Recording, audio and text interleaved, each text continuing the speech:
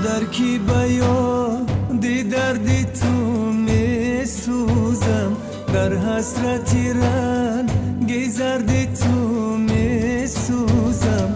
من خدمتی تو نکردم ای مادر، اکنون برای قدری تو می سوزم.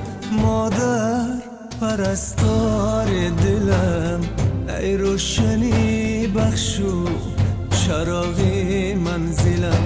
مادر پرستار دلم، ای روشنی بخشو چراغ منزلم.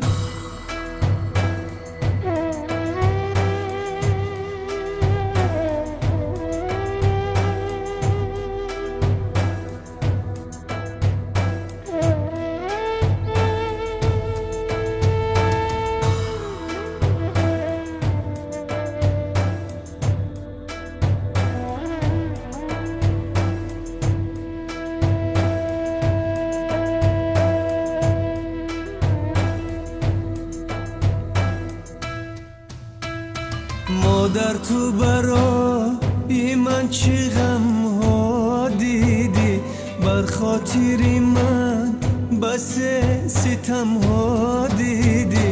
ای وای من قدری تو را نشناختم، از خامی من بس علم ها دیدی. مادر پرستار دلم، ای روشنی بخشو چراغ منزلم. مادر پرستار دلم، ای روشنی بخشو چراغ منزلم.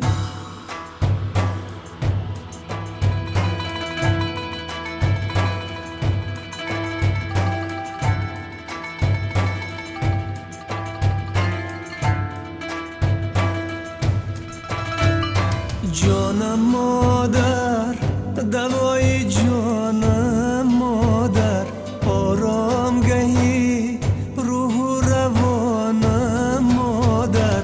عثمانی تونه دولت و منبر خواهد، ای کاش خدا از تو نمانم مادر. مادر پرستار دلم، ای روشنی بخشو چراغ منزلم. مادر پرستار دلم، ای روشنی بخشو چراغ